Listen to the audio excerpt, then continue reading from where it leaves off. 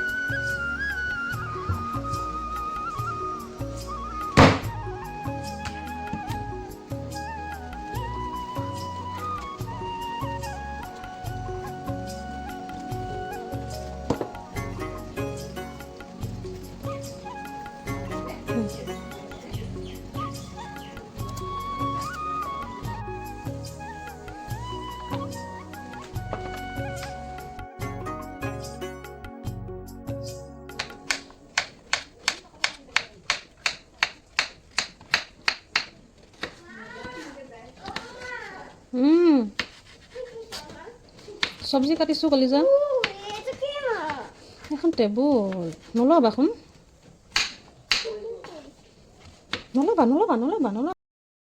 ৰান্ধি থকা সময়ত মাজে মাজে জিও মানে আহি এনেদৰে বৰ ডিষ্টাৰ্ব দি থাকে। পিছে কি হ'ব, উপায় নাই আৰু ন। ইফালে মই আলু এটা কাটি ল'লোঁ ধুনীয়াকৈ। তাৰপাছতে বিলাহী এটা এনেদৰে সৰু সৰুকৈ কাটি লৈছোঁ। বিলাহী মই দুটা লৈছোঁ, বেছি নিদিওঁ, বেছি দিলে টেঙা টেঙা লাগিব, সেইবাবে মই দুটাহে বিলাহী লৈছোঁ। এনেদৰে মিহি মিহিকৈ অকণমান কাটি লৈছোঁ। তাৰপাছতে পিঁয়াজ মই এটা লৈছোঁ, ডাঙৰ চাইজৰ পিঁয়াজ হয়। জাতিলাও আৰু বিলাহীখিনিত বেছি পিঁয়াজ প্ৰয়োজন নহয়, এটাই কাফি। তাৰপাছতে ধুনীয়াকৈ এইখিনি কাটি ল'লোঁ পিঁয়াজটো। এইফালে আদা নহৰুখিনিও মই খুন্দনাতে থেতেলিয়াই ল'লোঁ। এতিয়া মাছখিনি বজাৰৰ পৰা আহি পোৱালৈকে দেউতাই গোটেইখিনি যা যোগাৰ প্ৰস্তুতি মোৰ হৈ গ'ল বাৰু। এই তেজপাত এটাও মই লৈ লৈছোঁ। এতিয়া মই মাছখিনি ধুনীয়াকৈ ধুই মেলি নিমখ হালধি সানি ধুনীয়াকৈ মেৰিনেট কৰি ল'ম। এতিয়া অলপ মাছখিনি এতিয়া মই এনেদৰে সানি ল'ম যাতে গোটেই নিমখ হালধি মাছৰ ভিতৰত যাতে সোমাই পৰে। ধুনীয়াকৈ মই এনেদৰে সানি লৈছোঁ। আৰু একদম সানোতে সাৱধানে সানিব লাগে যাতে মাছৰ কাঁইটবোৰ হাতত নিপিন্ধে। আৰু ইফালে মই এটা কেৰাহী পাতি দিলোঁ। কেৰাহীটো গৰম হৈ গ'ল। গৰম হোৱাৰ পাছতে তেলখিনি ঢালি দি এতিয়া মাছ কেইপিচ এনেদৰে এপিচ এপিচকৈ দি গৈছোঁ। আৰু মাছ কেইপিচ লৰাওঁতে একেবাৰে সাৱধান হ'ব লাগিব যাতে তলৰ ছাইডটো ধুনীয়াকৈ ৰঙা হৈ সিজি উঠে। তাৰ পাছতহে মাছখিনি ধুনীয়াকৈ ইলুটি শিলুটিকৈ লৰাই দিব লাগে। এতিয়া মই ধুনীয়াকৈ ইলুটি শিলুটিকৈ লৰাই দিলোঁ। আৰু বেছি ফ্ৰাইও কৰিব নালাগে, কাৰণ আমি তৰকাৰী জোল বনাম, সেইবাবে হাফ ফ্ৰাই কৰিলেও হ'ব। এতিয়া মাছখিনি ফ্ৰাই কৰা হৈ গৈছে। ধুনীয়াকৈ এপিচ এপিচকৈ মই এখন কাঁহীত উলিয়াই ল'লোঁ। আৰু মাছ ফ্ৰাই কৰা তেলতে মই পাঁচফোৰণ কেইটামান ফুটাই ল'লোঁ, তেজপাত এটা দিছোঁ। ইফালে পিঁয়াজখিনি দি অকণমান লৰাই এতিয়া আদা নহৰু থেতেলিয়াই লোৱাখিনি দি দিছোঁ। অকণমান দিছোঁ হালধি গুড়ি, তাৰপাছতে জিৰা গুড়ি দিছোঁ অকণমান। ইয়াতে মই অন্য মছলা তেনেকৈ গোটেই মছলাখিনি দিয়াৰ পাছতে অকণমান লৰাই জাতিলাও আলুখিনি ঢালি দিছোঁ। এইখিনিও এতিয়া অকণমান সময় লৰাই থাকিব লাগিব। এতিয়া মই সোৱাদ অনুসৰি অকণমান নিমখ দি দিছোঁ। নিমখখিনি দিয়াৰ পাছতে পুনৰ লৰাই মই এতিয়া ঢাকোন মাৰি দিব লাগিব। কিছু সময়ৰ কাৰণে ঢাকোন মাৰি থৈছোঁ। ঢাকোনখন আঁতৰাই এনেকৈ মাজে মাজে লৰাই থাকিব লাগিব। আমাৰ জিও মানে মাছ এপিচ খাম বুলি কৈছিলে। ভাত বনাই থকাৰ সময়ত কৈছিলে যে মা মই মাছ খাম। সেইকাৰণে মই বোলো মাছ এপিচকে ধুনীয়াকৈ ফ্ৰাই কৰি তাক খুৱাই দিওঁ, কাঁইট বাচি পেলাই। মাছৰ যে এই পেটৰ ছাইডৰখিনি সেইখিনি মই তাক খুৱাওঁ। সেইখিনি কাঁইট নাথাকে বেছি, সেইকাৰণে মই অকণমান কাঁইট গুচাই গুচাই তাক খুৱাই দিলোঁ।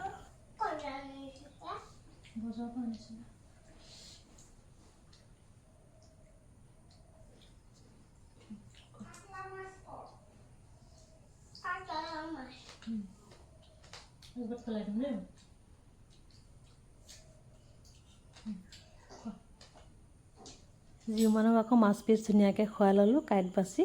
আৰু ইফালে মই চাব আহিছোঁ জাতিলাওখিনিও ধুনীয়াকৈ সিজি আহিছে, একদম লিকলিকীয়া হৈ সিজিছে। এইখিনি একেবাৰে কম জুইত সিজাব লাগে যাতে ধুনীয়াকৈ সিজি যায়, জাতিলাও পানীটো ওলাই যাতে ধুনীয়াকৈ সিজি যায়।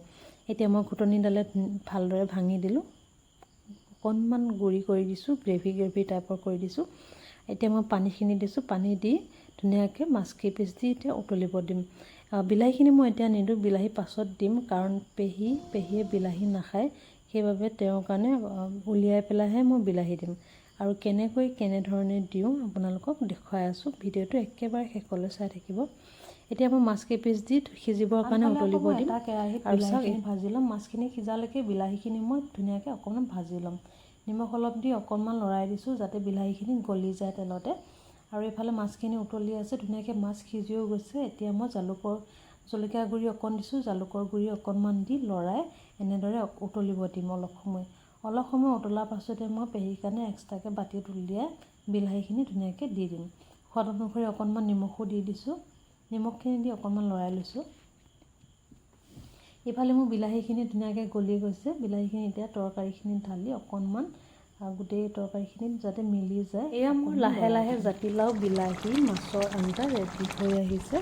আৰু এতিয়া মই গেছৰ ফ্লেমটো অফ কৰি দি ঢাকোনখন কিছু সময়ৰ কাৰণে লগাই থ'ম।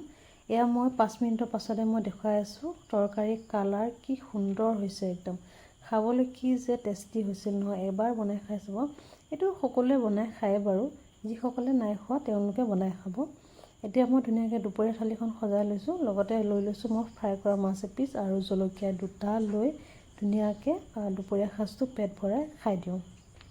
ভিডিঅ'টো বাৰু চাই আপোনালোকে কেনে পালে এবাৰ নিশ্চয় জনাব কমেণ্টত। আৰু মোৰ চেনেলটো এবাৰ ছাবস্ক্ৰাইব কৰিব আৰু ফেচবুকত গৈ মোৰ পেজটো ফ'ল' কৰি ল'ব, ববিতা কিটচেন বুলি আছে। তেন্তে আজিলৈ আহিছোঁ, নমস্কাৰ, ধন্যবাদ বন্ধুসকল, বাই বাই।